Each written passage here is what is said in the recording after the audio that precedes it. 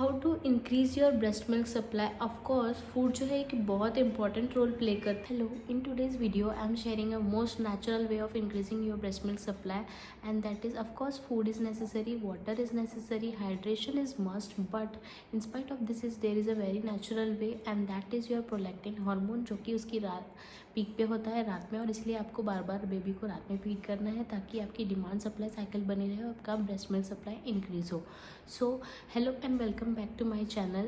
I am Dr. Shreya, a mom to a toddler and 8-month-old baby boy.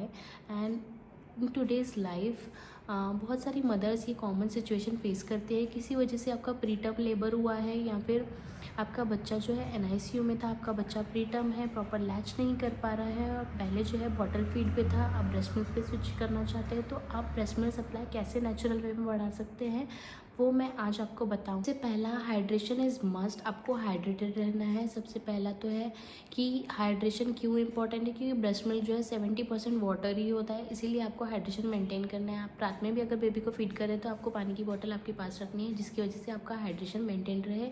आपको coconut water लेना है, juices लेने हैं, खाने में आपको ड्राई फ्रूट, सीड्स, नट्स, आपको मील स्किप नहीं करनी है, और प्रॉपर डाइट लेना है ताकि आपका ब्रेस्ट मिल्क सिक्रीशन जो है वो बना रहे। और सबसे इम्पॉर्टेंट है कि प्रोलैक्टिन हार्मोन, जो कि डिमांड सप्लाई साइकिल पे वर्क करता है, एंड ये जो है प्रोलैक्टिन हार्मोन वो रात में ही पीक पे होता है। जब बच्चा रात में उठेगा, बार बार फीड डिमांड करेगा, तभी आपका प्रोलैक्टिन हार्मोन भी बढ़ेगा और ब्रेस्ट मिल्क सप्लाई भी बढ़ेगा। बार बार फीड डिमांड करने की वजह से निप्पल स्टिमुलेशन होता है। निप्पल स्टिमुलेशन जो है वो मॉम के ब्रेन को सिग्नल्स पहुंचाता है कि अभी जो है मिल्क का सप्लाई बढ़ाने की ज़रूरत है, क्योंकि डिमांड बढ़ गई है बच्चे की।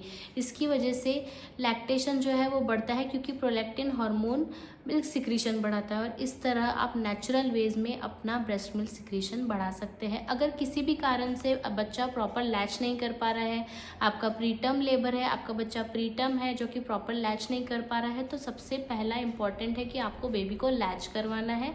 लैचिंग के बिना ब्रेस्ट मिल्क सिक्रीशन इंक्रीज नहीं होगा। तो प्रॉपर लैचिंग के लिए आपको ब्रेस्ट को जो वो यू शेप में पकड़ना है।